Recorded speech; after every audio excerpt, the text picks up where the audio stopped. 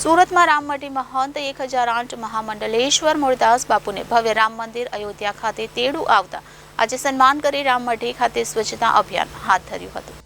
રામલલ્લાના ભવ્ય મંદિરની પ્રાણ પ્રતિષ્ઠામાં દેશભરમાં રામમય માહોલ છે અને હવે ગણતરીના દિવસો બાકી રહ્યા છે। ત્યારે સુરતના જહાંગીરપુરા સ્થિત રામમઢી મંદિરના સ્વામી મૂળદાસ બાપુને અયોધ્યા રામ મંદિરના પ્રાણ પ્રતિષ્ઠાના ખાસ પ્રસંગમાં હાજરી આપવાનું આમંત્રણ મળ્યું છે।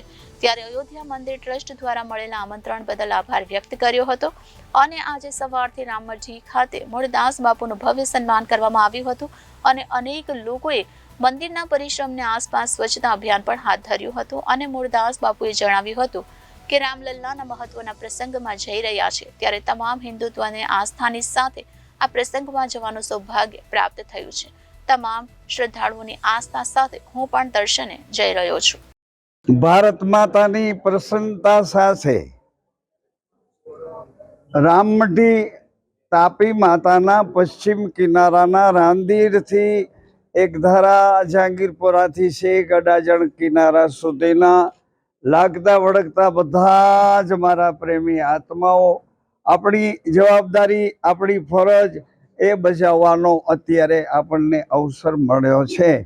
ભારત વર્ષની જવાબદારી એક જ વ્યક્તિ ઉપાડીને તમારી વચ્ચે કેવી રીતે ઘૂમી શકે એની વિચારધારા ચારે બાજુ ફેલાય અને એ વિચારધારાથી નવું માનસ નવી પેઢીને નવા વિચારો સાથે મળે આવી એક સદભાવના લઈ અને આપ સૌ વતી આવતીકાલે અયોધ્યા જવાનું પ્રસ્થાન કરું છું।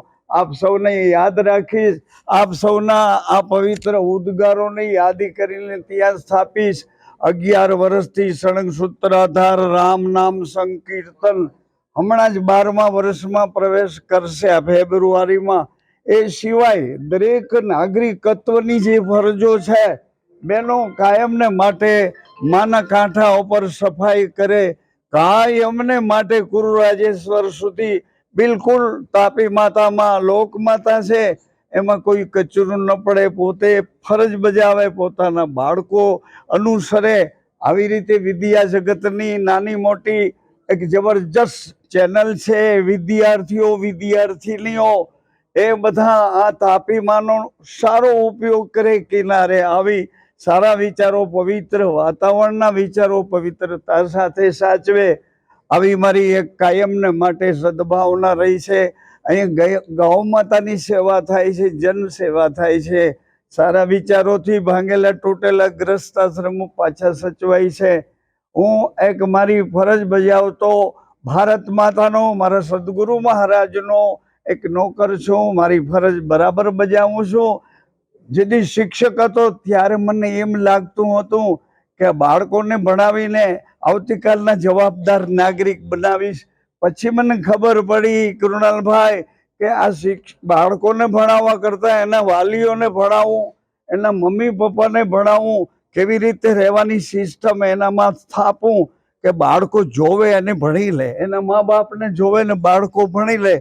આવી રીતે અમે અમારી ફરજ બજાવીએ છીએ, અમારી ગુરુ પરંપરા છે।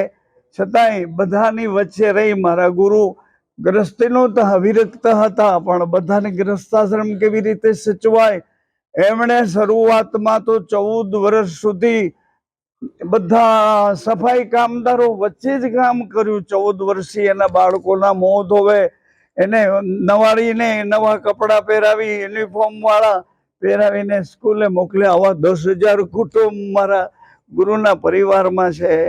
એટલે અમને સમજ પડી કે માનવ માત્રમાં કંઈક ને કંઈક તો પડ્યું છે પણ એને જગાડવાની આપણી જવાબદારી છે। તો એ જવાબદારી સાથે હું આપ સૌને એક પ્રાર્થના રૂપે કહું છું કે આ ધૂન બોલાતી બોલાતી અયોધ્યા સુધી ગઈ હશે અને કદાચ મારું આમંત્રણ ત્યાંથી આવ્યું હશે। હવે એ આમંત્રણને અનુરૂપ બનું અને તમારા બધાના નતમસ્તકો મને આવકારે એમ નહીં પણ મને સ્વીકારે એવી મારી ફરજ બજાવું એવી પ્રાર્થના સાથે સૌને જય ભારત, જય શ્રી રામ, જય શ્રી રામ, જય શ્રી રામ। Reporter Arvind Rathod, Janadesh news, Surat.